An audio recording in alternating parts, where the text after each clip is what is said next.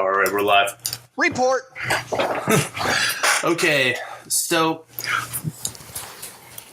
with me today, I have Bird and I have Hoffnuts with me, and we're going to go over several topics. Right off the bat, I wanted to start talking about our mission statement as far as Crusty Pissed Off Veteran actually goes, so that people can kind of understand what this podcast is going to do and where, like, the actual direction we want to go and where we want to end up.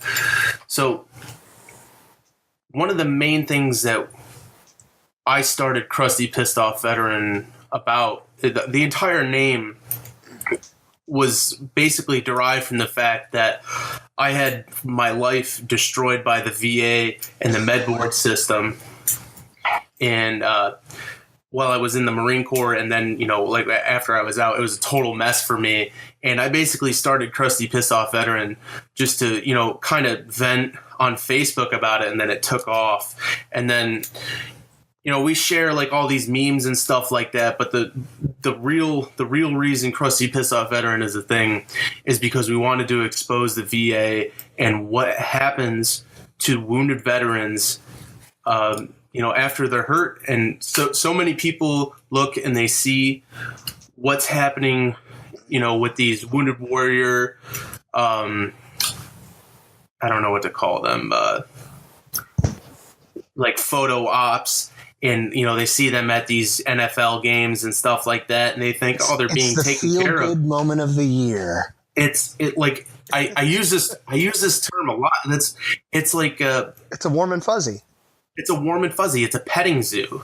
Exactly. And it's just a petting zoo. And we want to expose a lot of that because like those people that are in there do not represent the vast majority of wounded veterans.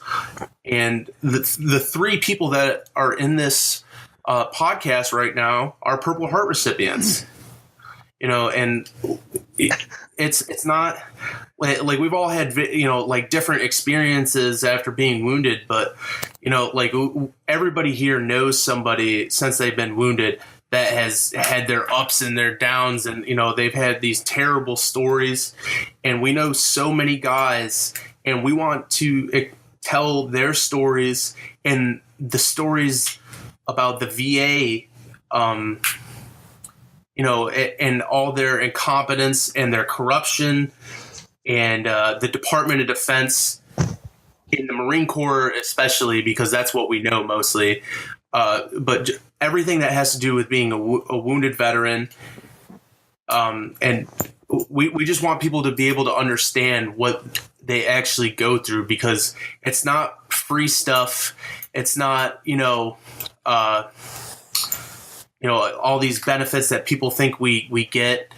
It's a much harder journey than people could possibly imagine. I think, and if you don't mind me saying, I think the best way to put it is, you see these Sarah McLachlan commercials for Wounded Warrior Project. It's like the ASPCA. This is Hoffnuts, by the way. And it's like, we're a sideshow, and I have a lot of friends who are amputees. I double, triple, quad. One of my really good buddies, he had an actual double arm transplant, and he's one of the most inspirational sons of the bitches you ever met in your life. And that being said, you have these organizations, and I'll call them out. They have WWP as their initials, but it's like he said, it's a petting zoo. It's a sideshow. It's like a carnival. And the thing is that you take somebody like Matt, one of my best friends in the whole world, and I didn't know he got shot when we were in country, and he got injured almost 2 weeks before me. I found out at, of all things, the greatest time to hear about it, at our battalion memorial ceremony. I'm already bawling my eyes out for my two buddies I lost, and then I find out one of my best friends from boot camp all the way through infantry school has been shot and home. And then myself, I suffered catastrophic injuries. I mean, they were telling me you might not walk again, you might not do anything. Basically, think about it. Do you enjoy doing it? You're probably never going to do it again. Like, imagine being told that. But at the same time, you're going through, and I spent almost 7 years at Walter Reed, Bethesda. I was there when it was Bethesda Naval Hospital. I was there before it was ever Walter Reed. And I can tell you, like, there's a disparity. If you have all your limbs, but you're combat wounded, you're still treated differently. And it's kind of fucked up. Like, are we allowed to curse? Yeah. Okay, cool. It's like, I always had this like, there, running joke. You weren't wounded enough to talk yet. And that's basically, that's literally what it is. So, like, so I'm more wounded, but, like, this is basically what it boils down to. If you can't make for a good picture of you in the middle of the woods somewhere in basketball shorts with a prosthetic, right, you don't count. Absolutely. So I always tell people like this too, because like I had, over the years, I've built a great rapport with a lot of great organizations, and I wish I could actually endorse them on here, but I'm not going to because I do endorse them publicly. But in this forum, it's not really appropriate. But what I will say is that, these organizations, you're a fucking guinea pig. You're a dog and pony show. And, it's sad because you like the big ones that you see at the Super Bowl and have commercials with Trace Adkins, the country singer. Yeah, they make those veterans sign NDAs, non-disclosure agreements. They make them sign paperwork that says, hey, no matter how you feel about us in the future, we're still going to use your image. They own you. And that's pretty messed up. Like, they literally put a trademark on the Wounded Warrior, like, image. Like, literally the actual image. Like, go to Google Images and just Google Image Wounded Warrior. I think saying Wounded Warrior itself has been branded. It literally has been branded to the point where they were bullying. And I'll use this one in general. Keystone Warriors out of Pennsylvania, Wounded Warriors, great organization for Pennsylvania combat wounded guys. They were doing some like shady, like New York, like Gambino crime family intimidation shit. Like they're like, well, we're just gonna sue you, and we have better lawyers. We have the money from my grandmother. My grandmother donated money to this organization, but it's become a brand. Like, Bird said, it's, if you got your legs blown off, and I always say it's the big three, legs blown off or missing limb, you strangle your wife when you sleep, or you're horribly burned and disfigured to the point where it can be put on camera, you're marketable. You're marketable to somebody else. Now, there are vets out there that are marketing themselves based off their injuries, and we were discussing this before we recorded, and I'm not going to name names, but one of them is on Fox News, and he's a giant bag of douche, and just, But anyways, we've kind of gone off topic a little bit, but, I think what we're all about, in my opinion, but everybody else talking in a second, is just that we're not trying to be all these other groups, like we're trying to actually bring attention to shit that actually matters. And, that's why memes are fun. Memes are fun. But the reason I started Crusty Pissed Off Veteran, if I'm going to back this up and I'm going to tell a little bit of history about CPOV, and I started this so that I could run my mouth about what happened to me after I got wounded. And I'll hit the wave tops briefly about what actually happened. And I got shot in 2010 and during the Battle of Marja. And then I ended up sitting at Marja. Yeah. I ended up sitting at Camp Lejeune in my old unit, for 812 days on med board, waiting to get out of the Marine Corps. So I sat there for over 2 years in a barracks room. And when I got out, I basically was like, they originally tried to put me out with 20% DOD and 30% VA, which is no retirement, no medical benefits, essentially. And I basically had my life destroyed. And then I had to wait another 6 months to get put out with a 40% disability. And like it took me a long time to get out of the Marine Corps after I got shot in the back. And then they just plopped me out and they were like, oh, sink or swim, fucker. So that's why I started Crusty Pissed Off Veteran, is I was just basically just talking shit about the Marine Corps and the med board system and the Department of Defense and all these people that ruined my life. And it got to a point where I ended up on the cover of I ended up on the front page of Business Insider, and I was like basically ratting these people out, and I started some shit. Narc. Yeah, I did, and I don't care. I'll own it. Do it again. I'll keep doing it, man. And that's basically what happened. And and I started some shit on the inside of the Marine Corps and within the VA, and I changed a lot of stuff with that. And I ruffled a lot of jimmies. I rustled some jimmies in there, and I tried to keep it going, but then I got injured again, and I got sick. And my injuries really caught up with me, and I really kind of fell off the map. And then Crusty Pissed Off Veteran turned into nothing but dick and fart memes, which isn't horrible, but we kind of weird about the reservation, just not the snow. Yeah, it's not who we really are.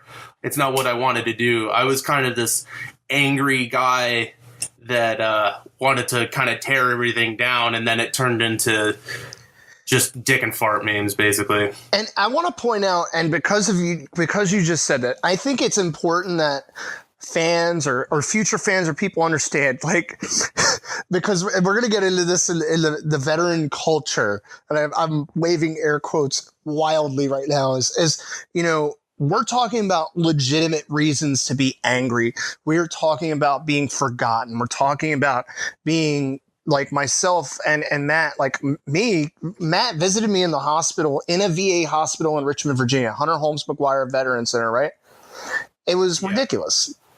And, they pushed me out of that hospital after 2 months, and I had a spinal injury, bilateral ligament tears in both knees. And, your jaws were wired shut. My jaw was wired shut. I had fractures from all the way down my body. And, they were like, all right, here's a giant bag of fucking narcotic pain medications to include, what was that one that they use it to, methadone. They use that shit to fucking wean people off of heroin, oxycodone IR and oxycodone regular, Tylenol, Neurontin for nerve pain. It was nuts. And they were just like, yeah, you're good to go. I'm like, I'm literally barely walking. The other day I was power sliding my fucking wheelchair, drifting like Tokyo Drift on the wax floors. And those are legitimate reasons to be angry. We're not talking about I'm wearing my DV hat and I'm open carrying my High Point at Walmart in Jacksonville, North Carolina, or Fayetteville, and you better watch out because you don't know the shit I saw at Al Assad Camp Cupcake or Leatherneck.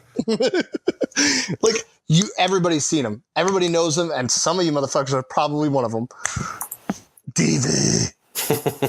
All right, Chris. Yeah. So what I wanted to touch on was, I guess, the origins of Crusty Pissed Off Veteran, because I've been, if not involved, I've been following since the beginning.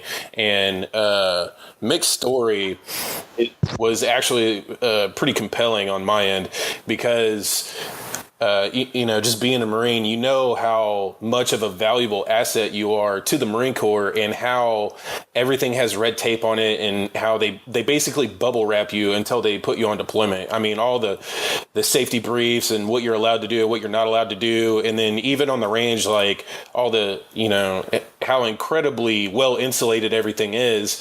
And then after Mick catches a bullet in the back and then has to go back to the States, he's combat ineffective. He's no longer useful to his unit or the Marine Corps. And that's when Mick was what appeared to be, he was on his own. There was nobody out there looking for him, aside from... Nobody helped me except for other wounded guys. We called ourselves the Broke Dick Platoon. And that's literally what we did, is no one helped us with shit. We had garbage leadership at this RBE unit that we were with. People pretended like we didn't exist. I want names.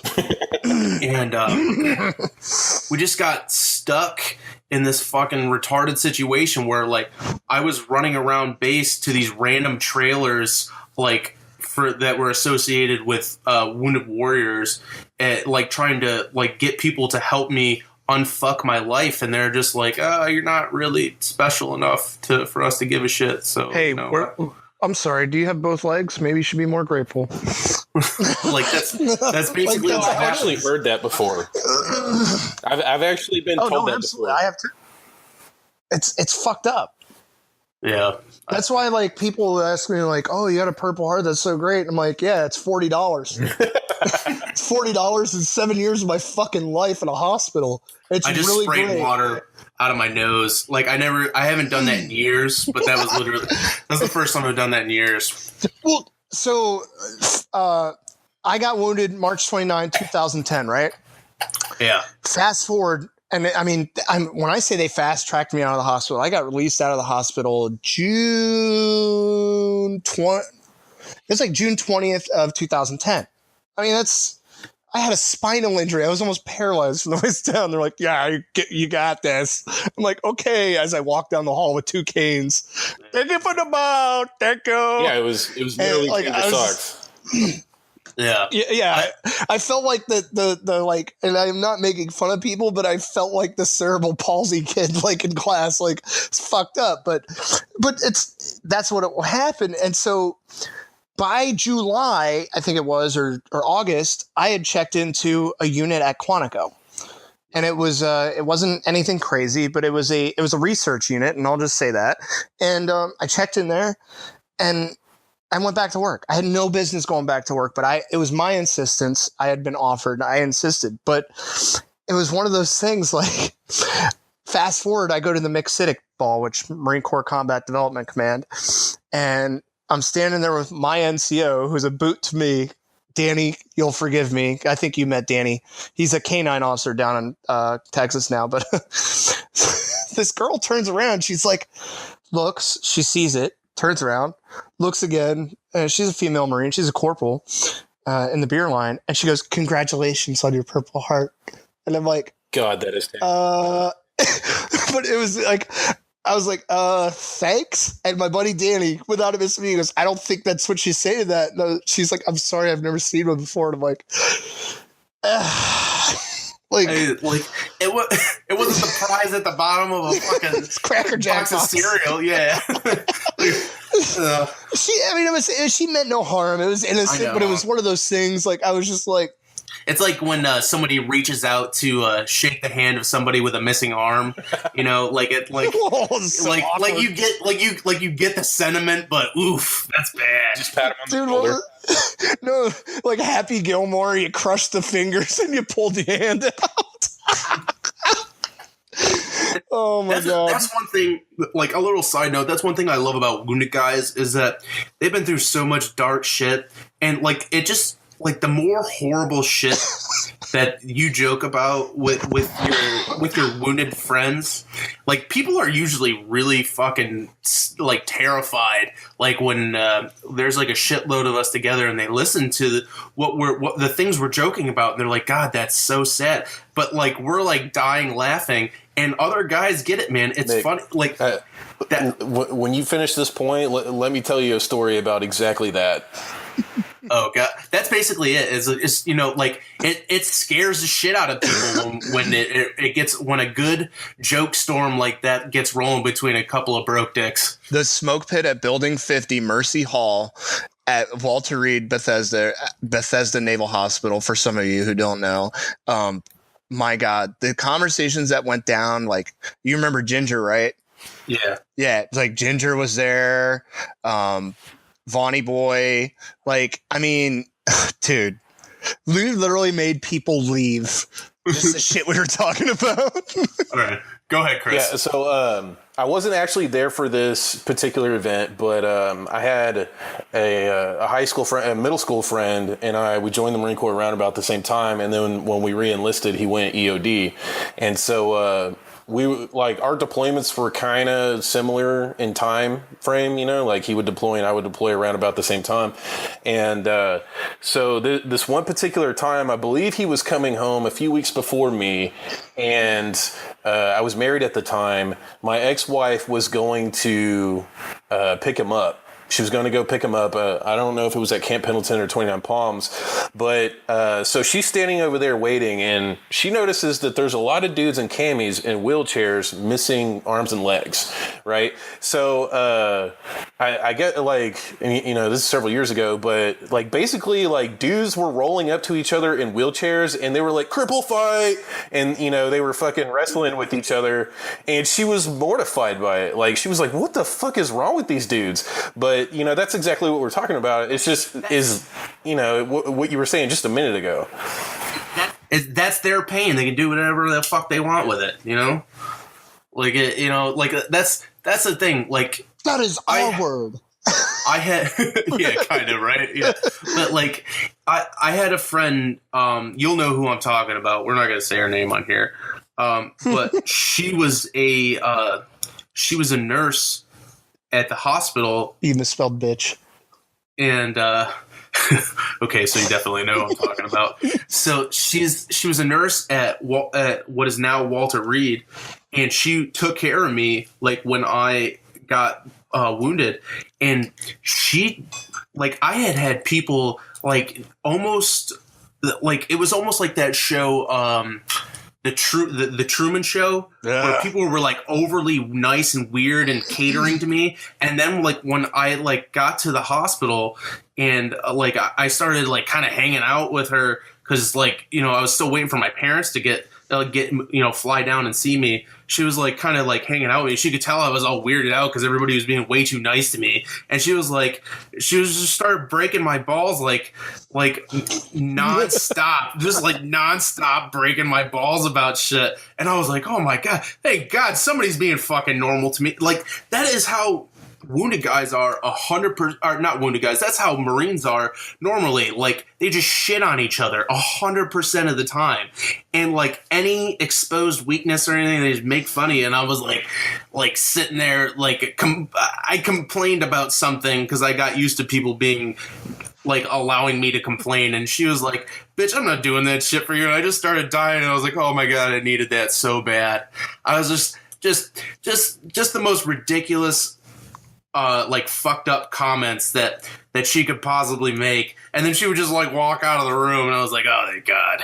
I was like, somebody had to do that shit. I was getting weird there for a minute. I mean, I gotta say, like my crew at you know, when I first was inpatient there was pretty good to me. Although there was a certain corporal from Lima Company who went by Beatles. You'll know what I mean. And he almost killed me with a Five Guys French fry in my bed because my jaw was wired shut, right? You'd be amazed. No, not even. No, I'll get. Trying to feed it to the sides. That's exactly what the motherfucker did. So Beats is like sitting there, and his buddy came to visit him, and he rode a motorcycle, so he had a backpack. He walks in, he's got his helmet in his hand, he's got a backpack. I'll never forget it. Dude, you know how we were about Five Guys burgers. Well, I fucking smelled Five Guys fries from like a mile away. I mean, I'm fresh out of country, haven't fucking had that shit in months, right? And literally the guy goes in, I'm like, it was like something out of a movie. I'm like, you could see my nostrils for it. I'm like, your eyes are all big. I was like, yeah, I'm like, you got Five Guys in there, but it was, you know, all muffled and shit because my jaw was wired shut. And he goes, how the fuck did you know that? Beats looks over me. His fucking leg is there's no leg there. He's got an amputation. Without missing a beat, he grabs his crutches and goes, "You want to fry, bitch?" And I was like, "Oh my god, I'm being hazed in the hospital by my NCO." He goes, "You want to fry?" I'm like, "No, dude, I can't chew it." And he goes, "No, it'll be fine." He takes a Five Guys French fry and shoves it with his index finger down the side of my mouth and like in the back, and I'm just like, like trying to grind it with my teeth. Yeah, this is like we're just trying to paint a picture here for everybody, like the kind of guys we are, and like the way that we approach these horrible, you know, god awful. Yeah, I know, man. These like awful situations is like there's always some unbelievably funny shit that happened in all these horrible situations, and like we kind of want to tell these stories and then talk about all the terrible stuff that happens in the VA, and like all these things that kind of make up who the veteran community is, and especially the wounded veteran community, because things tend to be more extreme in there, and we really just want people to get a sense of our personality and our direction for the show. That's the main thing we want people to get out of this. And I think we find humor in each other, and I think like you take yourselves back and you look at I don't care what MOS you were. I'm a fucking pogue now. I grew up as a grunt, but I'm a pogue now, and I accept that, and I hate it because I see the other side of the house, and I get it, but. You know, I don't care where you grew up in the military, the Marine Corps in particular. You have that bond, as corny as it fucking sounds. You know, I'm sounding like a company man, I know. But when you're in that hardship, that shitty situation, you're sitting in a fighting hole at Camp Dawson, West Virginia, or Fort A.P. Hill, or Fort Pickett, goddamn Lejeune, and that bitch is filling, or especially Lejeune, that bitch is filling with 3 feet of water, and you're digging 3 feet down, and by the time the rain stops, you're 12 feet in the ground. You know, you have that bond because you've been sitting there telling dick and fart jokes and talking about pussy and talking about like what you're going to do, like when you get out of this field op or get out of this situation. It's the same thing, and unfortunately that dialogue, it seems to die down when you get out, obviously, and that's why guys are so depressed. Weird. It's I can tell you what, man, I miss combat, but I don't miss combat. I miss the dudes I was with. I miss that brotherhood. I miss that camaraderie, and I think that's what people need to understand. You can still have that, you know. You can still have that conversation. I think that's what these conversations should be about and are about. Is, you know, Bird and I, this is the first time Bird and I have heard each other's voices, which, by the way, you are hot. Okay? Hot. You really do it. Hold on. You're really doing it for me right now. You're really doing it. I got to say, you got the best voice in the world for phone sex, okay? Like sex, but no shit. Like, we were talking about TBI, the traumatic brain injury, for those of you who don't, obla, CTE is what the NFL calls it. And, you know, a lot of people, including myself, it's like a double-edged sword. You feel for these guys because you understand a lot of what they're going through.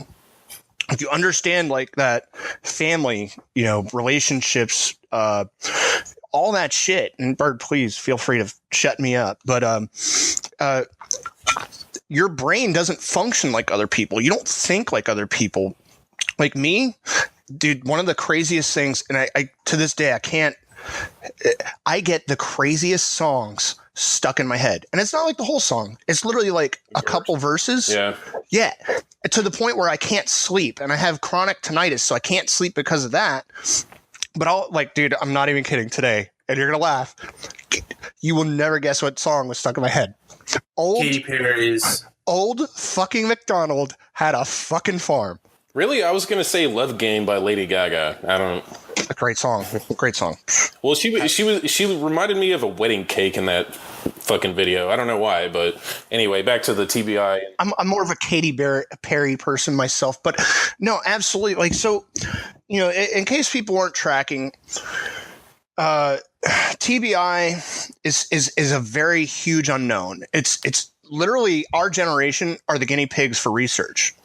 I've been through several programs. Bird, I know you've been through several programs. One was Baylor University. Yeah, I can explain that real quick. Absolutely, please. So this year, what happened was I was contacted by some scientific researchers from Baylor University, like a biochemist and some psychiatrists and whatnot, and they were contracted by the Houston VA to conduct a longitudinal research study on TBI subjects. And what they did was They did an MRI on me. They did a CT scan on me. They did these cognitive tests, these memory tests, simple sight, hearing, and stuff like that. And it was really interesting that, this is 2017, and I'm sorry, it was at the very end of 2016. But, we live in 2017, and this kind of research is in its infancy.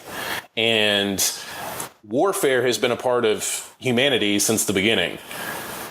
Yeah. Yeah. And so, like, I went through all those tests, the worst tests, and typically they want you to be there for 8 hours a day to do these testing. And I told them, I was like, you better spread this shit out over a week. I cannot sit in a small room, like confined room, and do this.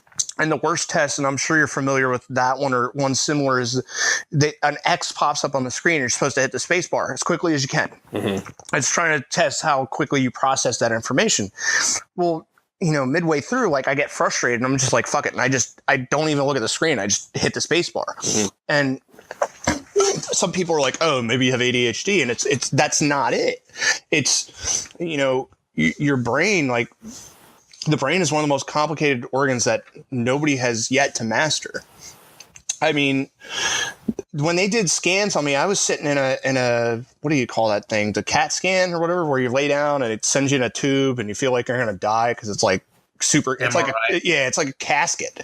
I sat in one of those things for 3 hours, a couple times. Probably because you're moving around a lot.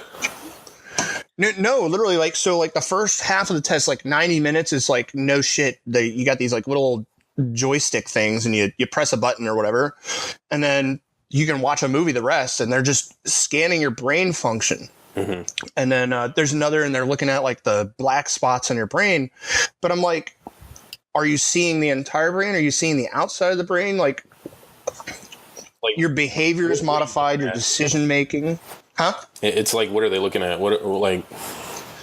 Yeah, I mean, and they don't even know. Like, the one program I went through, they took 12 vials of blood. And I was like, so what are all these for? And a lot of them were for legitimate tests. They wanted to see, like, are you diabetic, all that kind of shit, see if that has an effect. And I mean, they wanted an extensive medical history from your family. And, but they straight up told me, they're like, hey, some of the stuff is literally for down the road, like 15, 10, 5 years, whatever. We might see patterns and trends. Mm-hmm. I mean, nobody knows, but the guys in the NFL and us, one of the biggest similarities is, and Bird, you can say, I mean, we are at a higher risk, and it scares me to death. This is the biggest fear in my entire life because I've had family members go through it, very close family members I was close to, dementia and Alzheimer's. We are at the highest risk because of the traumas we suffered. And like myself, I had half a dozen indirect strikes and 2 direct strikes. The 2 direct strikes were within a week of each other. One was 40 pounds or something, and the other was 300 pounds. Mm-hmm. Not making that up. Those were numbers given to me later on.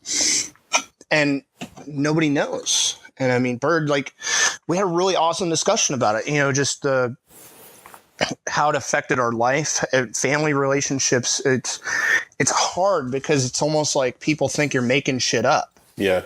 I've seen a lot of guys that, they were exposed to IED blasts and, they weren't even knocked unconscious, but they were close enough to it where it hurt them in some kind of way, and you couldn't see the effects right away, but over any given amount of time, you would start to see the residual effects. And, a really good example that, I want to touch on is a guy who didn't even get a Purple Heart. It was March 5th, 2011. I was on a patrol. I was in the rear. We were crossing a canal system, and our point man jumped across the canal, stepped on an IED that detonated. And the guy who was nearest him posting near-side security was a guy named Corporal Wilson. And Corporal Wilson was, he was your run-of-the-mill, jacked to the gills, fucking Viking-looking dude. And and he was knocked on his ass. He was kind of stunned for a few seconds, but after that he got up. He looked perfectly fine. Well, I think it was like a year and a half, 2 years later, like he had to get one of his eyeballs removed because of the blunt force trauma from that blast. Wow. Wow. Yeah, so now he's rocking an eye patch, and he looks even scarier than he did before. But even more Viking than that dude's before. terrifying. So Tonight on the History Channel. It just goes to show that these IEDs are A mystery. They're a mystery, and the thing that's really scary about them is that they're wreaking an unknown amount of trouble. And so, and it's so hard to explain to people. You guys know, like I've like prestiged like 9 times in Netflix my time at Walter Reed. They used to call me the grand old man of Walter Reed. They're like, you're gonna turn the lights out and put the lock on the gate when they close this place. And I was like, this place will never close. But I mean, in reality, like I would sit there and I'm like, man, I can remember the stupidest shit from TV shows, movies, music. I can tell you all the lyrics to, pretty much any song that I like. I can't remember where I fucking parked my car. If you don't say something to me directly to my face and like literally show me how to do something. And this is one of my biggest frustrations with my work is like a lot of my work now is on a computer, unfortunately, fucking Pogue. And my boss will be like, he'll tell me something to my face and how to do it. And I'm like, dude, you can't do that. I didn't retain any of that. I wasn't like that before. Yeah. You were sharp like a tack, and now you're kind of a slower learner. Yeah. I'm like, it's, and I'm always, once I get it, and I'm good. And everything in my life, and I'm sure you're the same way. Like you have to modify every way you do things. Like me, even to go take a piss. I go to take a piss. I flush, obviously, because I'm not an animal, but I have to close my bathroom door. If I get in my bed and my bathroom door opens, I have to get out of bed, which really pisses me off, but I have to do everything the same way. When I come home, I put my keys, my wallet, my badge, everything in the same place. Because if I don't, I'm going to lose it. And it's funny because like it could be like 2 feet away, like on the same counter, and I'll lose my shit. Mm-hmm. Like I'm like, what the fuck? Who took? I sound like my father, but I'm like, who took my shit? Like, it's a huge modification in your life, and the NFL side, these guys are getting hit in the head, and they're developing new helmets and stuff, and people are like, we should feel really bad for these people, and I do because I feel that pain, I feel what they're going through, but at the same time, it's like it's a double-edged sword. They chose that life just like we chose our life. The only difference is they get paid millions upon millions of dollars to a point where they can pay to have that extra medical research or whatever, like there's a reason Magic Johnson is alive like 30 years past his AIDS diagnosis. What? And that's like one of my favorite South Park episodes, by the way. Yeah, that dude ate AIDS. Like he fucking, like, I don't know what that guy did, but haven't you seen the South Park? It, didn't he? The South Park episode? Yeah, they were putting money. They put the money in the blender. the key to AIDS is money. Yeah, it's the. I mean, I sound shitty saying it, but that's the truth. Like, and you take somebody like an NFL player, like a legend, like Junior Seau, and he went through some of the shit that you and or myself, and I'm sure you have been through that horrible depression that comes with it, and just like you just don't feel normal. And Junior Seau, he literally shot himself in the heart, like he just killed himself, and he left a note and said, "Please donate my brain to science so people don't have to go through what I went through." Mm-hmm. And it's one of those things. It's not researched enough. Like you have Americans that can sit there and tell you every detail of the Kardashians' life. But you ask them what TBI stands for, they have no fucking clue. Yeah. And that's the sad part about, America is that, well, this doesn't affect me, so I'm not going to learn about it. Mm-hmm. Well, another thing about these veteran issues that we've been touching on is that it's depressing. Absolutely. Yeah, and it'll be a hot topic, and it'll be something that you touch on, and you might care about it for 15 minutes. But after that, it really puts a damper on your mood, and then so you want to go inside and watch, Futurama, or you want to watch the Kardashians, or you want to pay attention to something that is sensational and doesn't emotionally affect you. Yeah, I blame reality television, and I hate to use this example because growing up, this is horrible. I can say this. An episode of Cops would come on TV, and I never grew up with cable. I had, basic ass cable basic ass television, from Southern Virginia. An episode of Cops would come on, and just by the intro, I'd be like, they're in Alaska. They're in Reno, Nevada. Oh, they're in fucking, they're down in Florida, like whatever. But that kind of reality TV, that sensationalism, opened Pandora's box for stupidity. Mm-hmm. I mean, it literally opened Pandora's box of saying, this is what you should be watching. Like, people bitch about the political situation in this country, and I'm like, well, how much did you know before you voted? Yeah. Other than what you saw on mainstream media.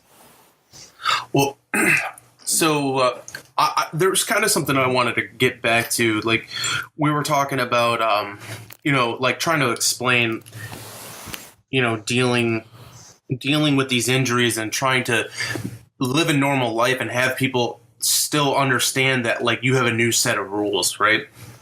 So when I got out of the Marine Corps in 2012, I kind of got lucky with the choice I made, and it's going to sound stupid, but I was working a general labor job, and it was a pretty tough job, but I was with a good group of guys, and they kind of helped me get mentally in check, right?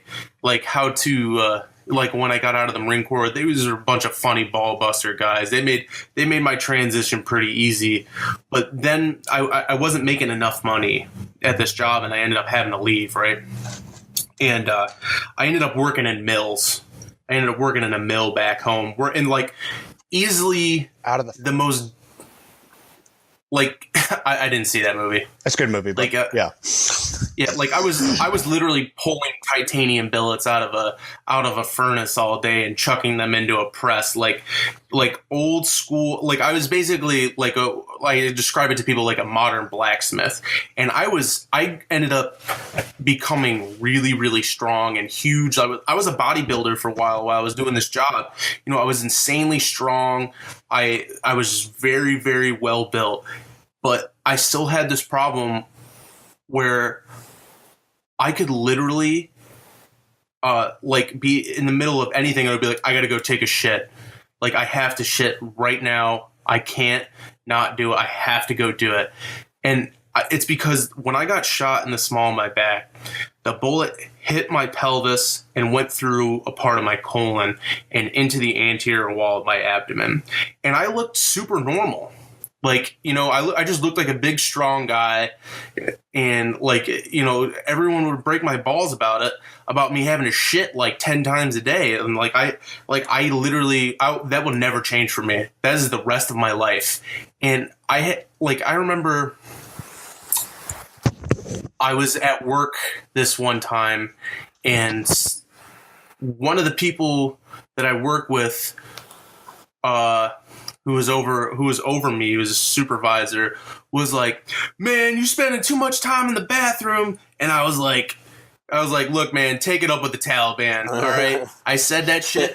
And like, people still talk about that. Like, and this dude was like, oh shit, man, you know, I didn't mean it like that. I was like, man, fuck you. Yes, you did. I was like, what are you talking? Shit. I gave it right back to him, but he was an old non-vet. So like, I didn't break his balls too bad about it, but I definitely had a crew full of old, old dirty like mill worker guys rolling around this break room laughing their ass off. Hey, Mick, but like that's you did it. You did it the best possible way saying it like that, because a lot of these fucking we talk about them all the time and we make fun of them all the time, but a lot of these fucking veteran guys that have jobs or whatever, like if that same guy would have said that to, you pick him, they would have been like, well, I'm a combat veteran, fucking raw. Like they would have got super offended.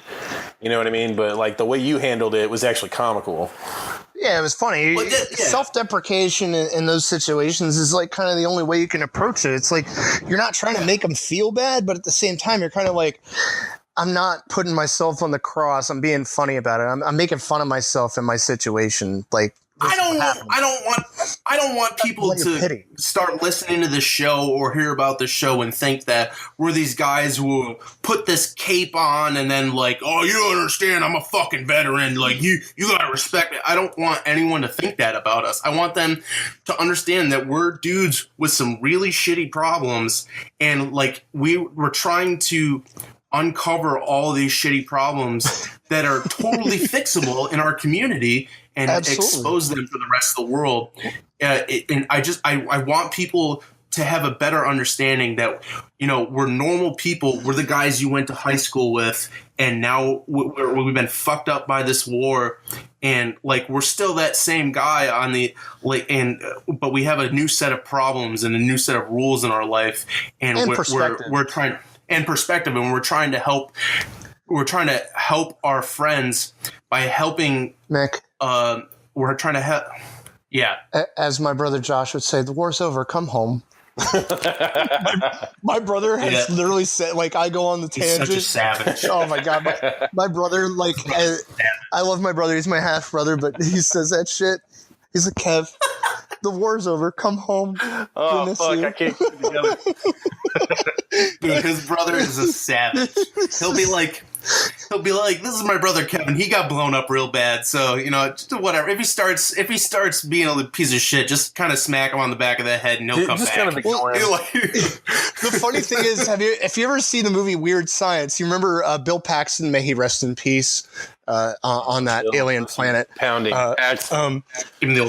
Bill Paxton played Uncle Chip, and everybody calls me Uncle Chip, but I always think of my brother as Chip from Weird Science, where he's just like he wears the army clothes and everything. He's still like in high school, but he's not like wearing the army clothes. So my big brother never served because thank God for the military, because he's a fucking ADD superstar. I love him to death, but he always walked around with a olive drab green it just as a Ranger tab shirt. Like the ones you buy like from what's that fucking Saigon Sam's? It just has a Ranger tab and it's olive drab. You can wear it with your camis. And my brother would walk around and his wife would be like, I'm throwing that out. But he'd always be like, the war's over. Come home. And that's how all of us need to be, though. My brother's not a veteran, but like he gets it in the sense of like, we need to bring all of us back to earth. Like, we can fucking tell those stories and fucking talk shit, but like we can't be all self-pity and pity party and fucking, oh, woe is me, I served and these are my problems. It's about finding solutions to problems and advocating for other veterans and saying, hey, I'm here for you. And I think all of us can agree, like, the most annoying thing in the world is to see on social media, like Facebook, like, especially when some fucking Hollywood dickhead kills themselves or whatever. I don't care, like Linkin Park, whatever. Whatever. We all grew up on them, whatever. All these fucking rock stars, Kurt Cobain, I don't care. My thing is people just post a suicide hotline. It's like a copy and paste fucking message. It's like, no, motherfucker, if you really meant it, give your phone number. Like, I'll give anybody my phone number and say, hey, call me at 703-927-6331. You can edit this out. I don't give a shit. Hey, Kevin, that's how I feel. Before. Call me anytime. We've actually done that before, just for the listeners to know. People have reached out to us before, specifically on Instagram. People have reached out to us that were just, they were about to flip the switch. They were about to fly off the axle, and it was a call for help. Like so what we actually did was on one particular incident, we gave him Hoffman's phone number. Yeah. That's not the first time me and Kevin have done that. Yeah. And you remember the first time it happened, Kev? I was with you when that happened, remember? Yeah. I mean, and it's one of those things too, like, so, you know, as you know, we lost 10 guys on myself and Mick, we lost 10 guys on our deployment, 10 men. Two of them I knew personally, one of which I was one of the guys that helped carry them out. And, that shit sits with me every day. Like, that's not something that you just forget. And the other was a very close friend. I'm very, very, close with his family. But that shit sits with you. It haunts you. It'll be with you for the rest of your life. And you get these guys and they put these messages out, and I'm not going to ignore that. Like, I don't think anybody here would, put that out there, but it's hard to find people in the outside world who can relate and whatnot. And as crazy as it sounds, I always tell people, go to the VFW and join the VFW. I'm a life member of the VFW. I'm still paying that shit off. That can be hit or miss. It can, absolutely. And here's why. So the VFW, what's funny is, and I'm reading a book and it's called Achilles in Vietnam. I read a lot of psychology books and a lot of books on veterans. I'm a big fan of Grossman. Colonel Grossman, if you're not familiar, wrote On Combat and on Killing. Phenomenal book. He's brilliant. But the current book I'm reading is really great, and it talks about Vietnam veterans and how they were ostracized by the World War II vets. They were ostracized by their fathers, essentially, because to their fathers had a set goal. They had a set mission. Hey, we're going to kill the Nazis. We're going to kill Tojo. We're going to fucking end these wars. We're going to end these atrocities, which nobody really knew about until the 101st went into Europe. But we're going to end this war and stop these regimes. It's the same thing that we're dealing with now. The Vietnam generation was ostracized by their own veteran community. And if we're not careful, we're going to do the same thing. We're going to make that same mistake. And that's why I say join the VFW, interact with these people, because the Vietnam guys are now the current generation. And they can identify with our wars more than any other generation because, number one, nobody gave a shit about their war towards the end. It was just get it over with. And nobody gave a shit about them when they came home. Nobody wanted them to do anything. Like, nobody wanted to, PTSD wasn't a thing. If you look through the ages, post-traumatic stress, which I hate calling it PTSD because there's nothing fucking wrong with me. My mind has just been, modified to the things I saw. That's how I see it. There's nothing wrong with me. I don't have a disorder, Well, I have carpal tunnel syndrome. I feel like that's a disorder. Disorder is almost like an offensive, disorder just kind of comes across as a damaged goods kind of label. It is. I mean, you look at it like it, and this is completely illegal for those of you veterans who don't know. When you're going into the job application process on the outside, they can't ask you your disabilities. And if you say post-traumatic stress disorder, if they don't hire you based off of that, that's fucking illegal. That is a violation of your civil liberties. And unfortunately, that's still happening right now.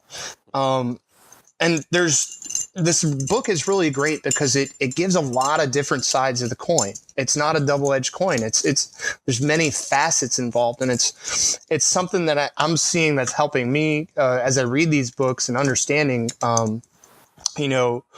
because nobody talked about it in the World War II generation. Nobody knows how many vets came home after World War II and actually committed suicide because they couldn't handle what they went through. There was no way to quantify it. And back then, it wasn't a tracked statistic. It wasn't when those guys came home. It was like, oh, well, he just got back from the war. He's a little off. Yeah, he's a little crazy.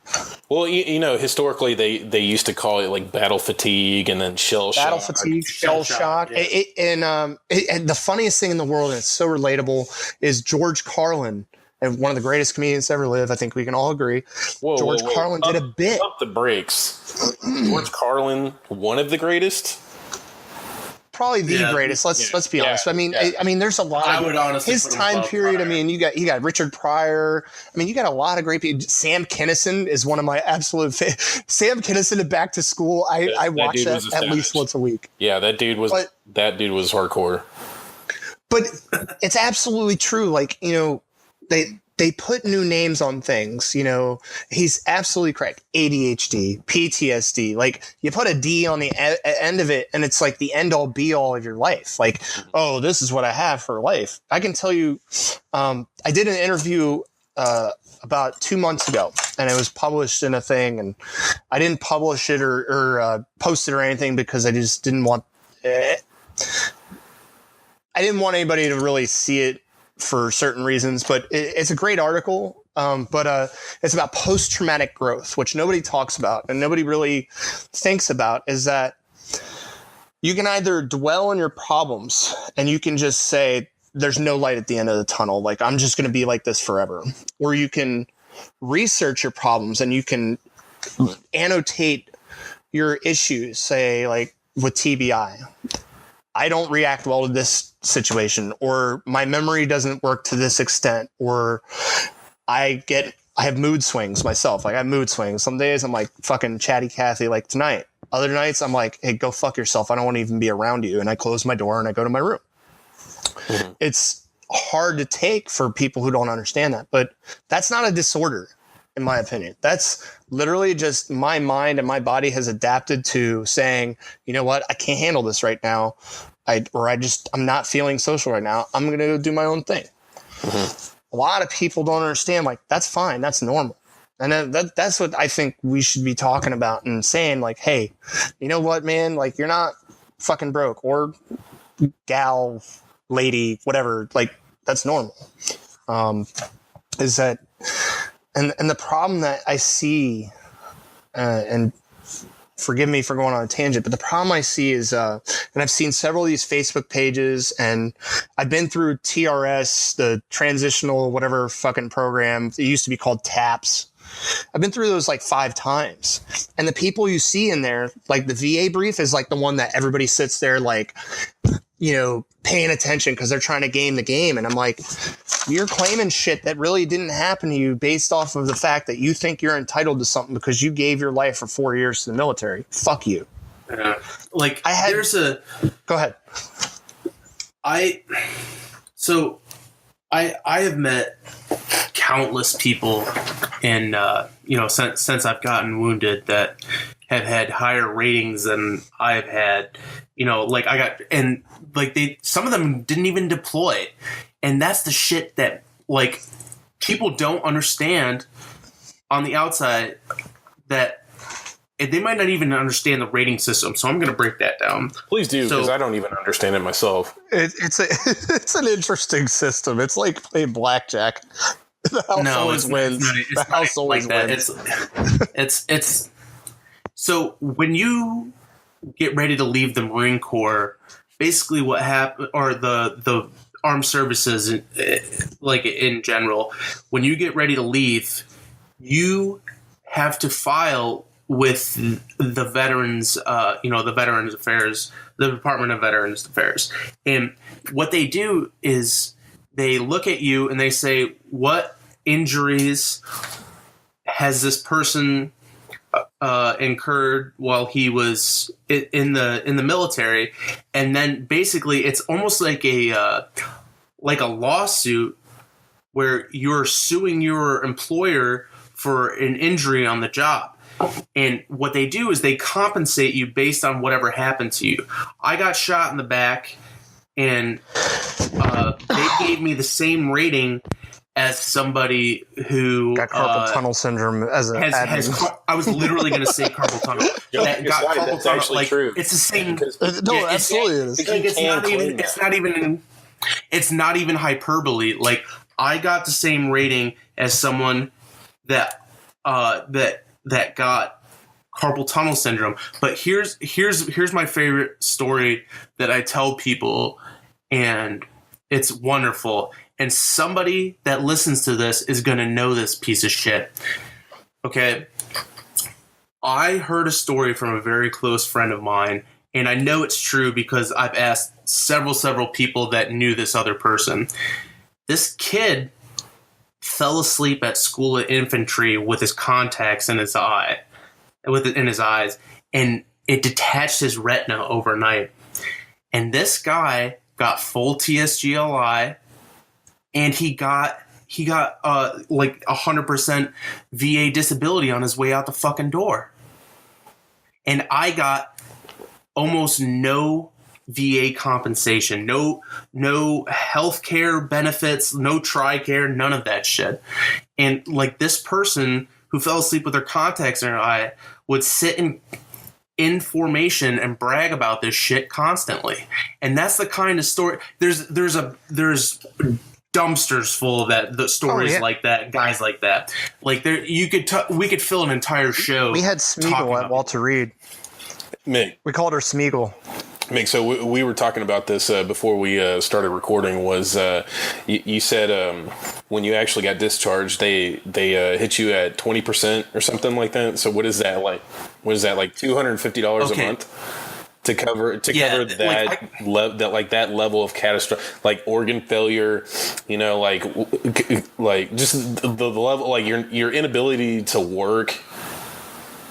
Like that was their compensation, was like $200. They basically rated him with like irritable bowel syndrome. Like, it was just like, no, they didn't give me a GI rating. I have a 0 for a GI rating. Like they literally said that my GI rating, like the bullet passed through my colon, and they said that my gastrointestinal issues are not related to a bullet passing through my intestines. That and are my colon. It's like that scene in Tropic Thunder. You know who those fucking doctors are? Or that SpongeBob meme with the really bad grammar?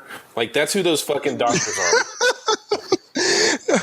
I was going to say, it's like that scene in Tropic Thunder where like the kid is like stuffing his intestines. And he's like, "What is this? What am I looking at right now?" He's like holding his intestines in his hands. Like that's how the doctors are at the VA. They're like, "I'm just a resident. What is this? I don't know what this is. You got like 10%, pal." Like, I was like, "What the fuck?"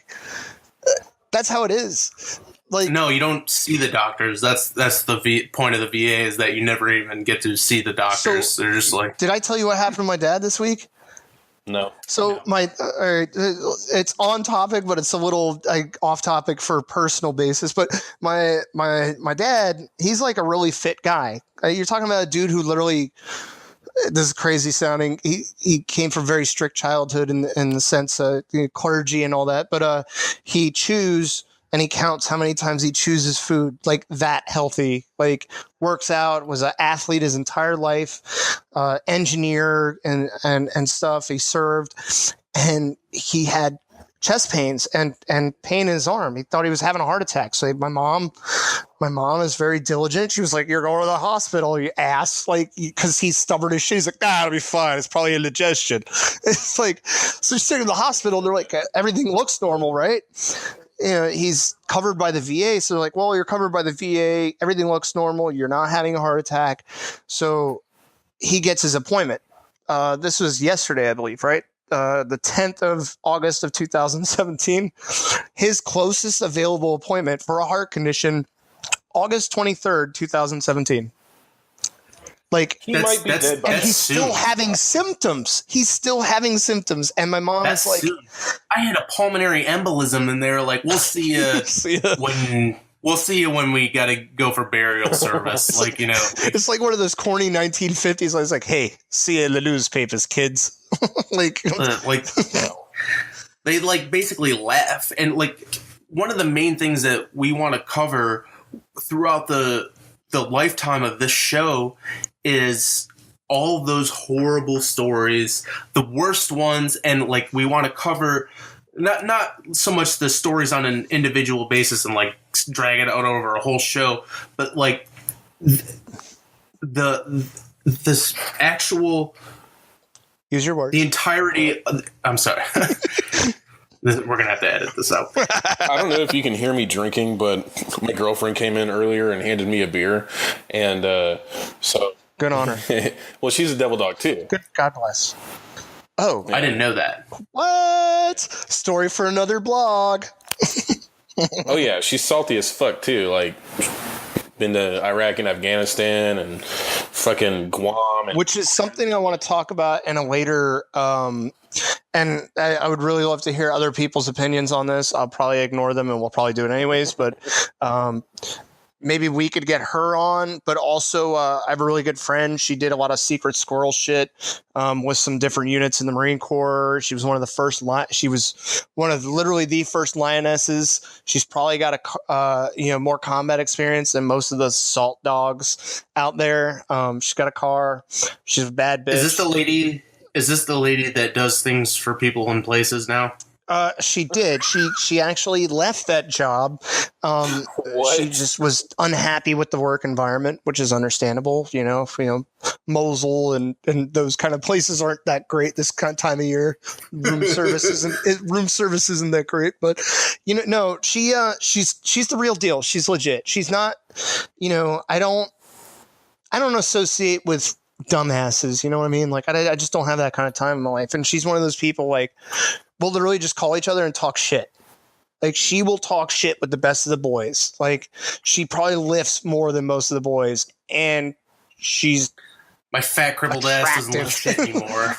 Like she's an awesome broad. Really, really great people. Really great people, and I think she could bring a perspective and kind of maybe dispel myths and kind of confirm some whatever, but I think it's a perspective that could really bring a different angle to what we're talking about here, because even so, one of the best gunnies I ever had in the Marine Corps, and some people probably know, maybe not, and I don't comment on certain things, but I spent 7 years at Walter Reed, and to put in a re-enlistment package under certain terms, because I guess I'm a company man now.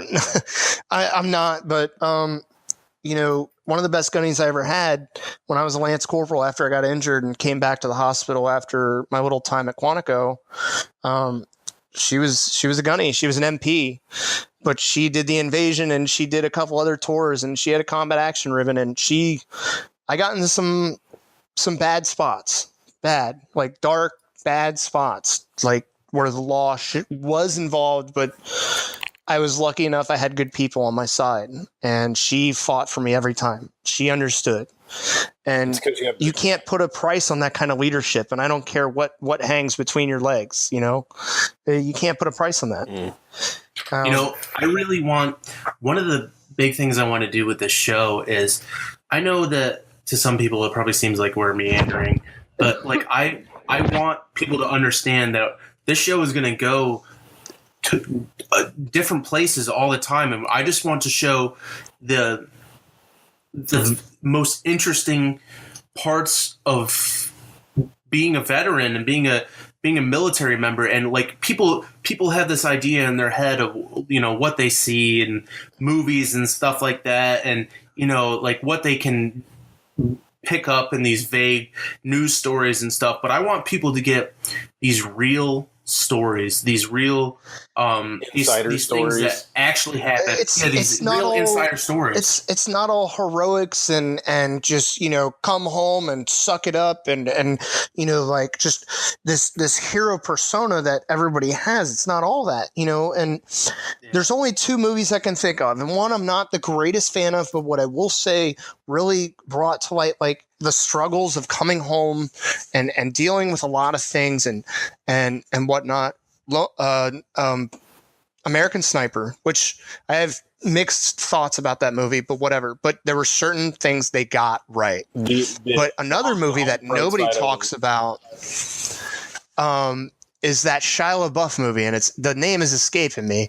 But it honestly, Transformers, dude. Let me tell you about the war I fought.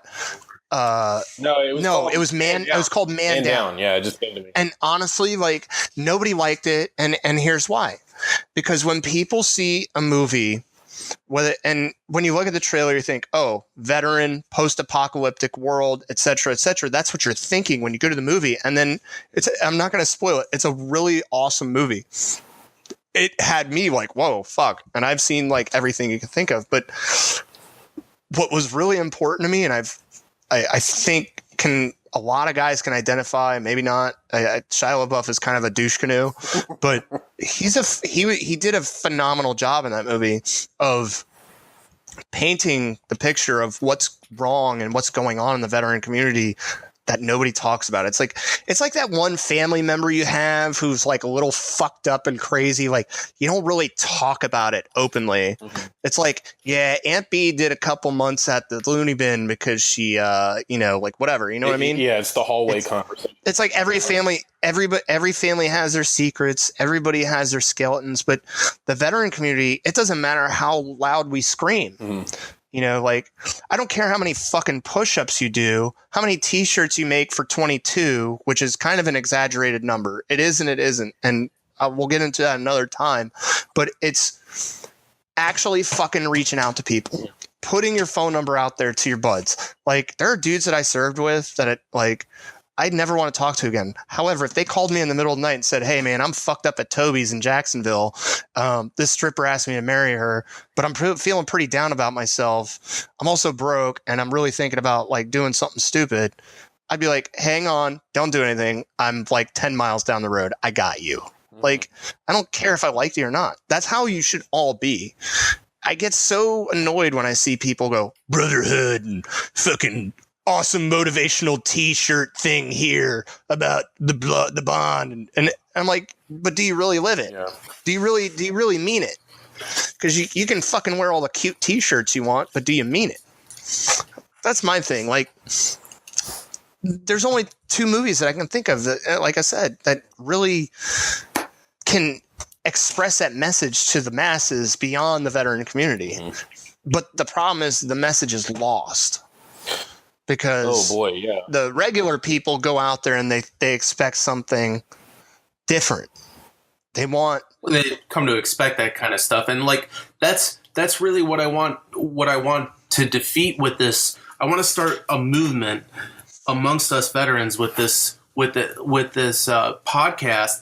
And I want people to start listening to it. And I want to get to a point where we can develop all of these sentiments into these well-developed stories and explanations of all of these things. And I want to get to a point where we can turn these podcasts into documentaries so that people on Netflix will actually watch them. People on Vimeo will actually watch them. And I think this podcast will do what everything else is failing to do, which is get people interested in the actually interesting shit. And I think that's important, very important. And I think at this very moment, this is where, with that point being said, we say, hey, we want to know what you want us to talk about, because we're only speaking from our individual experiences. Myself and Matt, our experience is very similar because, we chewed the same mud and we spilled the same blood, we were there in our own thing. But my favorite thing to say in the military is experiences may vary. I wasn't in the battle for Fallujah. I don't know what that was like. I don't know what that was, that experience did to that individual or that group of people. And that's how we need to start thinking. Too many veterans out there, you don't know what I went through. No. But I guarantee there's somebody else out there that went through something similar that can fucking relate. And we need to start opening these doors and opening these windows and saying, hey, fucking come on in, bitch. Let's drink some beer and fucking talk about this shit. Or, let's do something about this and talk about it. And we want to hear what the listener wants to hear about. Talk about what they want to talk about, get your input and your points of view. It's that simple. The more we talk about, the more we open up, the more others are going to talk about and open up. That's how I see it. And I don't know what you guys think. I'm going to have a moment of brutal honesty here. And, I've been kind of meandering in this direction for years now, trying to get towards this. But, I've had injuries and illness kind of mess this up. But this time, I've finally built something that no matter what, I can push this thing forward. I can get people to talk on here, and it can just amass all of this data and all of this, all of these discussions and all of this content, so that we can go back and we can listen to all of this stuff. It's not just some Facebook posts where I'm bitching about something random or anything like that. It's just I want to get to a point where we can have a collective conversation about our status as veterans, so that we don't end up like the non-vets that just drifted into obscurity into the 80s to no fault of their own.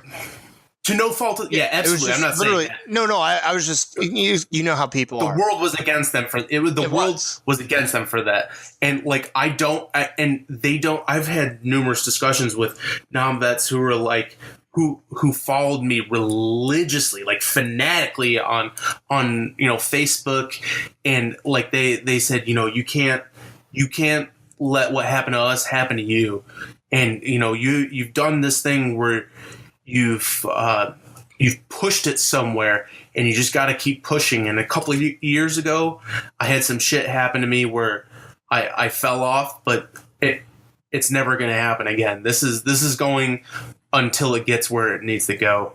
Yeah. And I guess one of my favorite sayings that comes from our parent service, the Navy Department of, is, don't give up the ship. Like too often we're just easily defeated because we think like, well, fuck, nobody cares. Well, I can tell you, like, there's plenty of us out there, like myself and you and Chris. I've wanted to give up the ship. Trust me. Like I've been right there, like at the cusp, but there's always something that's always kept me back. And it's one of those things that people don't understand. They think you're crazy. They think this and that. And it's just, when I have a conversation with another veteran, and I don't care if it's combat or not, I immediately relate. Now, combat, obviously, there's like, dude, so like, let's talk some real shit. Like you're like sitting there, you're like, let's get into it. You get that vibe from somebody, you want to talk to them.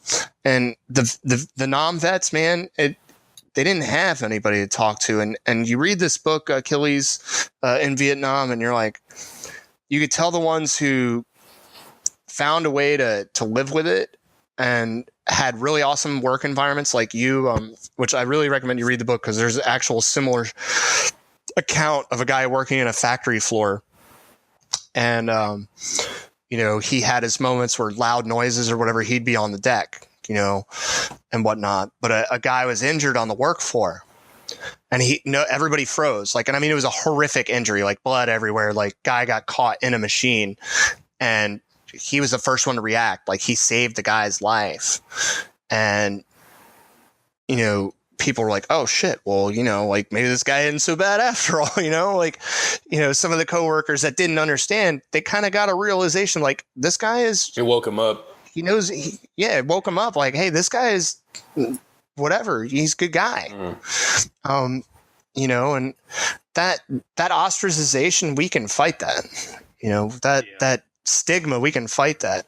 The problem is, and we talked about talking about this before, and I don't know if, are we on a time hack? I just want to make sure I don't want to get into something that is a really great conversation yet. But Matt. Okay.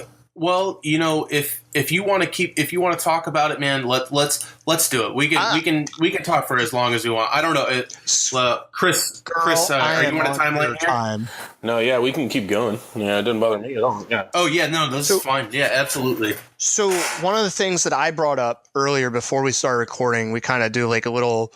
It's almost like the rundown, kind of pre-flight, the summary, and the locker room pre-field talk. Yeah, and one of the big ones that I talk about, pussy grabbing, and this is something that, in my experience, I saw it a lot when I was in the hospital. Being there as long as I had, I mean, it's one of the most depressing things is to see somebody come there after you, like come in wounded, whatever, and I'm talking like amputation, and then leave before you because you're like, shit is just so fucked up.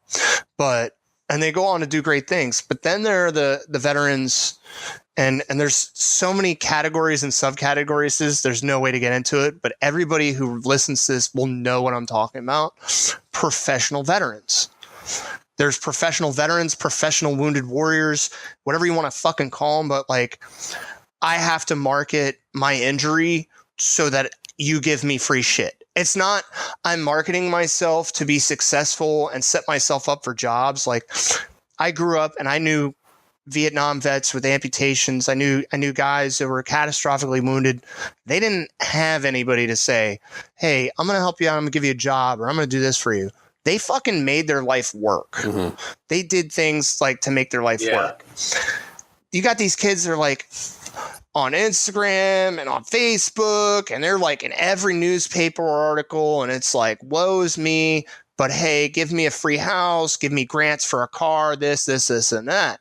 I'm immediately suspicious of those people. Absolutely. And the worst ones, and again, like I went through so many TRS classes and TAPS classes or transition because I didn't know if I was going to put in a limited duty package to stay in or if I was going to get out. I was so on the fence to the last minute. I was making plans to be on a fishing boat in the Florida Keys, just baiting hooks because I just wanted to, like, I didn't know what I wanted to do in my life. I just wanted to relax. You know, that would have been pretty sweet. Believe me, it's one of those things. I'm like, what was I thinking again?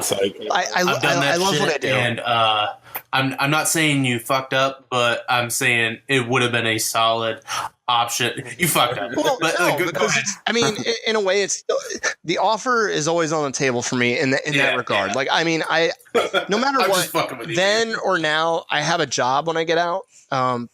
Because I stayed in and because of the things I've done, courses and stuff, I have more better paying jobs available to me, but that's not the point. You know, I'm talking about professional veterans, and I'm talking about, number one, the professional veteran has so many subcategories. And when we talk about the transition classes that are offered to all service members, it's a requirement before you leave the military, about all the options available to you, be it the GI Bill and how to use it, the Voc Rehab program, all the benefits that are available to you, this, and that. There's a class on how to fucking dress for an interview. Sure.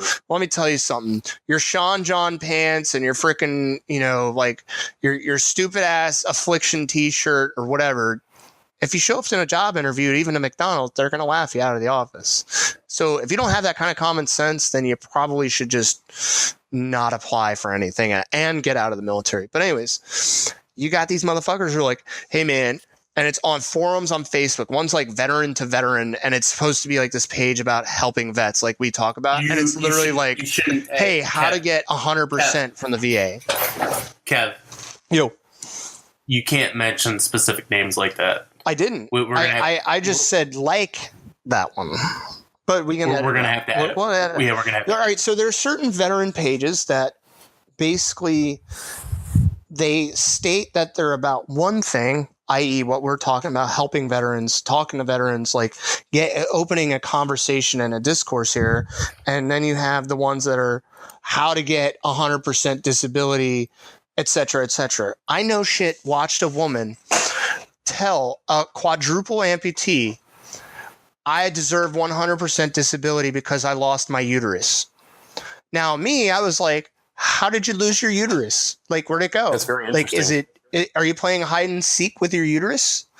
I understand, like, this is, you know, I'm not making fun of contraception and, you know, conception or whatever the fuck the word is. I don't know. I'm not a mathematician. He's from Connecticut. I don't know about making babies. Okay. Never done it before. But what I will say is that, you know, when you sit there and you tell a quadruple amputee that you deserve a higher disability rating because of his service connected disabilities, and you are trying to claim that your uterus falling out is a certain, no, stop. Like, just no. You sound fucking stupid. But that's the audacity these people have. That's the gall they have. Oh, well, I had gotten out with 40% disability. How do I get more? And there's literally comment section, 200 comments long. This is what you need to do. And I've been around dudes at the hospital who have fucking done this. Like, this one dude got loaded and started bragging to me and a bunch of guys. Like, my buddy Josh is like, he's missing his fucking eyeball. It's sitting in his beer glass. And he's like, are you fucking serious? We actually called a kid out, right? And I'm trying to remember his fucking name. His piece of shit. Chris something or other. I don't care. I'll put his name out there. I've already done it on. Don't. But his name is Chris.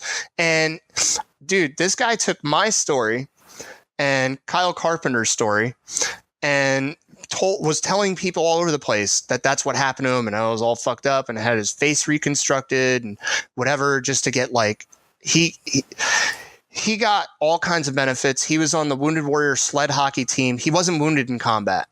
He got some sort of like infection and they sent him home. But he was telling everybody who's combat wounded and all this stuff. And he got all these benefits and stuff to the point where he was in a National Geographic photo special on their website. And I think like all over Facebook, like, and he was talking. Did he get nailed for this? Oh, dude, he got roasted. I roasted him. Everybody roasted him because he was like, "Oh, I have PTSD," and like. Wait, did he get like officially like legal shit happened? No, as far as I know, I'm not sure.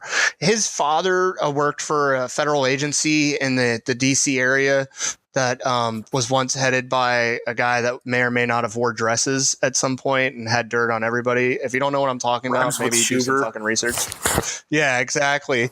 But yeah, he would do all this shit and nothing happened to him. Like when we were in the hospital, he was doing this when he was in the hospital. I literally at an event told him to take off the fucking French Fourget. I was like, bitch, you were with 9th Marines. He goes, yeah, but I was attached to 6th Marine Regiment. I'm like, no, motherfucker. That is something that the 5th and 6th Marines wear. You're not with them anymore. Like, that is sacred. Wow. And like, per the order, probably he rated to still wear it, but it was one of those things like because of his previous transgressions, it was like, nah, bitch, that's not happening. Like, fuck you. And we had no shit pulled him aside several times. Like, if we hear you tell any of our stories to anybody, because he would just take anybody's, we're going to fuck you up. Like, we're going to fuck you up. And he got out. And he did it. And so the funny thing is, in the article, he's got like a goatee and he's wearing his dress blues and he's holding this mask. And I've made one of these in one of the post-traumatic stress programs I went through. I've seen them. Yeah, it's supposed to express your feelings and shit. You know, it's probably the best mask I ever made. I'm like the real artist here, okay? Mm-hmm. But, the motherfucker, he was talking about his demons and like the things he saw. And you talk to anybody that was on the deployment or you see the comment section, like, bitch, you fucking got medevaced like 3 weeks into the deployment because you're a bitch and you got some fucking stupid infection, but really you were just a turd. And it was funny because like he got roasted on all the major like stolen valor pages, but like that's the fake vet community, man.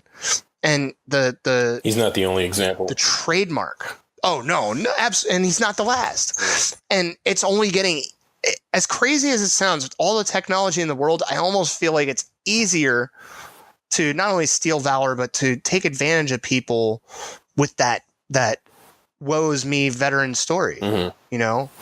We live in the age of the internet, and so that information, like he can push that information out and get all the attention that he's seeking, but at the same time, people like us are out there listening, and when we catch, and it's only people like us, yeah, and because people see a story, they don't want to read the comment section. You know what's funny, dude, is that whenever these professional veterans, like when they start pushing shit out there, like we know when something sounds hokey, and we know when there's our bullshit meter goes up and we start digging that's our immediate action drill is we start looking into it. Like, this dude doesn't sound legit. It looks like he's trying to get a monetary gain out for this, or it just sounds kind of like something's not right. And we start doing a little bit of, it's so obvious. Yeah, we start doing our detective work. And, so like, I guess my original point is that living in the age of social media and living in the age of the internet, these fucking dirtbags, like they can push out these stories, they can steal Kyle Carpenter's story. They can steal any other Medal of Honor recipient or any other like sensational combat story, like Cliff Wooldridge or something. They can take that story and push it out there, and they can get those high fives that they're looking for, But then again, you got people like Hoffnuts that are fucking, doing the neighborhood watch, and they get outed. And it's one of those funny things that I'm not one of those people so a lot of people probably know Don Shipley. Like his SEAL of the week is he's former Master Chief or Senior Chief Petty Officer SEAL guy. Like, and I'm talking like back before SEALs were writing books in buds. And I love my SEAL buddies. So Clint, don't fucking talk shit. I'm just fucking around. But that guy he scares me. But Hoffnuts is going to get his neck broke here in a second. I'm like looking around my room. But if you don't know who we're talking about Clint Emerson. But he's a good guy. But Don Shipley was back in the teams from the late 60s, like Nam guy, all the way up into, I want to say, the early 90s. And so he runs a program for kids who want to go to Buds, and he preps them for Buds. And he's been very successful, very, very successful. But his side hobby with his wife, who is a crusty Navy vet herself, like watching them talk to each other about like getting drunk and drinking rum and like just doing straight up Lance Corporal shit is the best thing ever. But he roasts the shit out of people who claim to be SEALs, and now he's into the veteran thing. And I've had conversations with him. He's an awesome dude. Like, he puts his phone number on there. You leave him a message, he'll call you up. Like, you got a tip on somebody, he will fucking get it back to you, and he will fucking find them. And it's just a genuine guy, and he's one of the true watchdogs. I mean, I'm not one of those people. I don't have that, capability, but I just happen to know that person I was talking about, Chris, and I'm just like, dude, we did an internship with a federal agency, and I came on that internship after him, and there guys were like, oh man, like, tell me all these war stories about him. I'm like, what are you talking about? And they're like, yeah, you didn't know he did all this? I'm like, no, because he didn't. And they were truly stunned. And these guys are working with a federal agency, and they were truly stunned that, this kid was lying about his service and stuff. But that's the reality, man. You can't. I've run into some really bad ones. Oh yeah. I just really love running into all these SEAL Team 6 guys at the bar. Double secret probationary. I've seen some really bad ones, like the whole wounded veteran thing, the SEAL thing, the Delta thing, all those guys. It is a magnet for compulsive liars. Even the ones that really were doing that, there are compulsive liars amongst wounded veterans and tier 1 guys and shit like that. I don't understand what it is, but there's just something about that value in these communities that just is like a lightning rod for compulsive liars, and it sucks. And I never thought in my life that it would be something I would have to be vigilant about, but I do. I have to be because it affects me profoundly. I don't personally know how to identify, it almost seems like human nature, because if not, you could pick out anybody who's not a veteran and they're going to do shit like that. I don't know if it's this desire to want to be cool or to be valued to people, or to feel some semblance of fame, but I don't even know what to make of it, because I don't personally do that. When I go to work, I don't ever talk about my service to even veterans that, where I work is very veteran heavy. I don't even talk to them about my service all the time, because nobody fucking cares. You know what I mean? But these people that, Delta sounds so fucking cool and SEAL Team 6 sounds so fucking cool, I'm going to use that and I'm going to get a lot of attention. And for the really sick fucks out there, that I'm going to get money out of it. Yeah. It's, I've seen guys pull shit like that in bars and stuff, especially, you know, like that's like number one place. I've had an hour and a half and everybody's got to piss, but you know, like it's one of those things, like it happens so much to the point, like it's happened so many times since I've been out that like I almost get excited when I hear the lie. When I had a guy tell me he was in 122nd Marines at an airport bar in Myrtle Beach. And I was like, dude, and it was more. Like I was like, like more. Dude, it was like my toes curled. I was like, oh, this is gonna. I'm gonna roast you, motherfucker. This is gonna be good. I was literally like, oh yes, more. And dude, I let this guy talk for an hour and a half until my heartburn caught up, basically. But I was like, oh, the shit that this guy said, and like. I think about 45 minutes into it, like, because I trolled him for a while, but I feel like for about a solid 45 minutes, he didn't know, or he didn't understand that he was being trolled yet.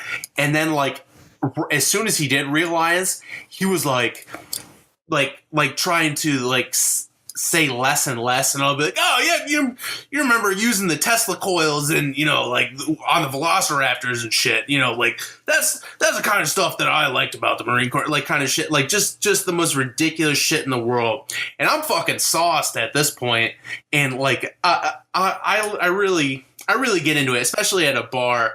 Like I'll really lay into a guy, but so like 9 out of 10 times though, I'll hear it and I won't say shit because I'm probably sober. But in a bar though, I just can't.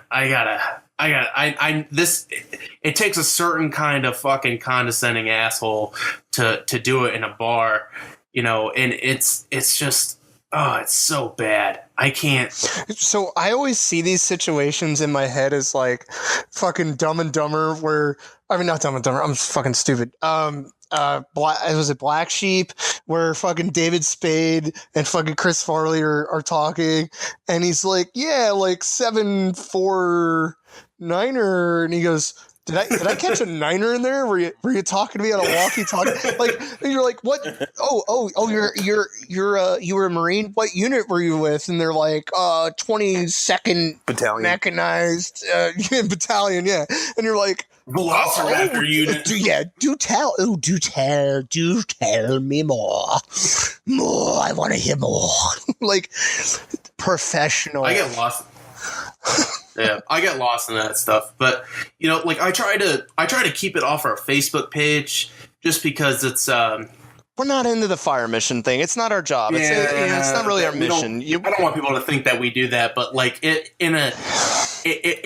I walk into a situation in real life and it's happening, I'm gonna fuck with it a little bit. But like, as far as Facebook goes, I don't want anyone to think that we're a lightning rod for that kind of shit, because I can't handle that. And I'll let J Tots fucking do that. I'm not gonna do that. Which, we're not talking shit, J Tots. No, I mean, time and time again, you know, I deactivated my Facebook for a bit because I think everybody needs to just unplug for a little bit. But you know, we get these fucking messages and it's like, hey man, would you mind like roasting this guy or whatever? And it's like, no, there's like a million Facebook pages that could do that for you. Like, that's not what we're about. We are about like actual conversations about the military, about veterans benefits, the VA, and about actual no shit goings on in the world and how they're going to affect us. Now, I realize some people are turned off by some of our politics. Obviously, we lean a certain way, but I can tell you we don't lean to the left, like, you know, at all. But you know, and that gets people butthurt, and it's not even like you're butthurt. It's like there are people out there that get so fucking irrationally stupid. Like, if you present them a rational thought, and this is something that I realize, like, you're the guy who would have, if you had stayed in, you would have been like a gunny, like a staff sergeant. I don't want to say a gunny because that disparages gunnies, but staff sergeants are the whipping boy of the staff NCO ranks, and you would have been like that idiot staff sergeant, like, we're just going to take the hill, but there's a clear open path to flank left. No, we're just going to straight up into machine gun fire. Like, you don't want to hear anybody's opinion but your own. Like, everybody is wrong but you because you wear the stripes in your own head. You wear the fucking the crown in your head, and whatever, man. Everybody's entitled to their opinion. It's just some of you like don't understand that other people have differing opinions, and they're not necessarily villains. They're just different. And that's the only thing that I've ever seen where I'm like, are these people for real? And I know you guys talked last time about the McCain thing, and people like with his cancer, they're like, oh, well, I heard from some Vietnam vet from a forum that was posted in 1998 by some guy who didn't like him, and they said he talked like a canary, and he was just, they called him Songbird McCain. I got news for you. If you're a fucking POW, right, you're going to fucking sing. You're going to fucking sing like goddamn Andrea Bocelli. The thing is that people don't realize is you're taught to sing like fucking Andrea Bocelli. The reality is you're taught to fucking disinform. That's SEER 101. Literally, go to the Marine Net. If you can still get into it, look up SEER 101. I cannot. It is impossible to not give information under torture, under duress, especially when you're dehydrated, you're hungry. One of my bosses brought up a really interesting point because he just went through a course, and it was, okay, so you're in front of a group of other POWs, right? And you get a little biscuit cake or rice, a little dish of rice. Like, I'm talking like a spoonful of rice. Do you eat it? Would you eat it? I mean, I guess so, yeah. Personally, would you? Yeah. No. You would absolutely eat it. You would absolutely eat it. The only time you wouldn't eat it is if there was a bargaining chip on the table for it. Mm-hmm.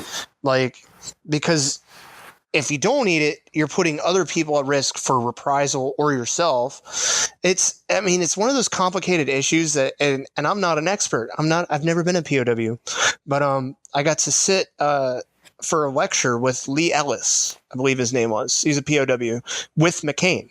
The guy was actually a POW longer than McCain. He's got pictures of him on the airplane when they were being flown out of Vietnam. And the way they sat them on the airplane was in the order of which they were captured. So obviously the guys on the front of the plane would have gotten off the plane first when they landed in the United States. Where do you think McCain was? Motherfucker was like halfway back, like almost to the rear of the airplane where he belonged. And like Lee Ellis was 2 rows in front of him to the left, or the starboard side of the aircraft, if you will. And people don't understand that. Like, the guy was fucking, his father was in charge of the forces in Vietnam at one point. He was a 4-star admiral. Like, there was a lot of play there. He could have left, but he sat in a camp for 7 years. If I'm going to sing like a canary, I would, after like a few times of not like getting sent home, probably be like, I don't think I'm going home. I'm probably going to get shanked by my fucking prison mates, like, and that's kind of like the viewpoint. Like, everybody believes what they read on the internet now, and their opinion is only, just because they read it from such and such. It's very or they heard it from Tommy Loren. Yeah. That dumb bitch. Well, I think that's pretty good for a first show, guys. I think we did pretty good. No, absolutely, man. Did you cut the thing? Oh, we're still. Oh, hey. Oh, we're still on. Yeah, we're gonna. Okay, I'm about to cut it, but that's it for the show, everybody. We'll see you next time. Stay frosty.